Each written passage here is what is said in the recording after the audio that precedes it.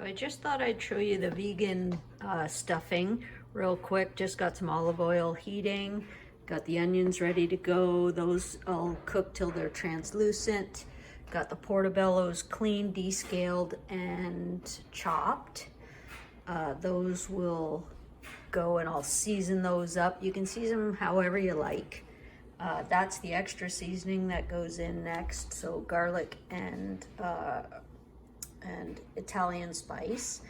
Then I throw in the pecans at the same time as the spice to get them toasted. The spinach will go in. As you can see, it's a very hefty handful. And then the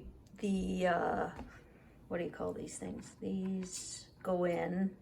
Cranberries go in at the very end, and you don't really have to cook them. You just stir them in at the end. So the onions have had a head start on the portobellos, so now I am going to add the portobellos. For the portobellos, I like to add a spice. This one I kind of like. Just make sure it's vegan friendly. No meat bouillon or whatever. The portobellos are pretty much dry, so I'm gonna add my nuts. Nuts have had a minute or two to get toasty, so now add the spinach. Okay, now that the spinach has wilted, I'm gonna take that off the heat, and I'm gonna add my cranberries, and just before I stuff the sausage, I'll heat it back up. So the cranberries have been added, and it looks very festive. Okay, these squash are done. Sometimes this is a later season squash, so they're starting to get a little softer, so they don't quite take as long. So I got my vegan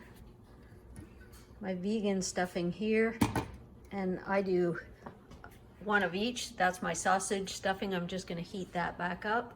I'm gonna let these cool a bit, flip them over, and then scoop them out. Okay, so I've just flipped my squash, and now I'm going to dig a little trench here for the sorry, I'm trying to video and scoop at the same time. Dig a trench for the stuffing.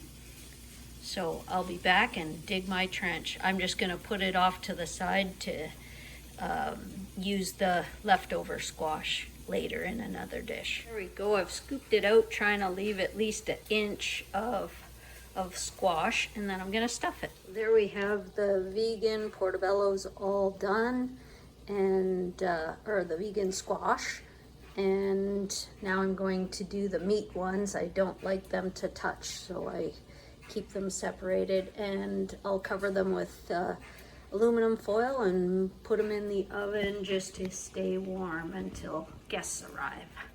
Or I'll take, in this case, I'm taking it with me.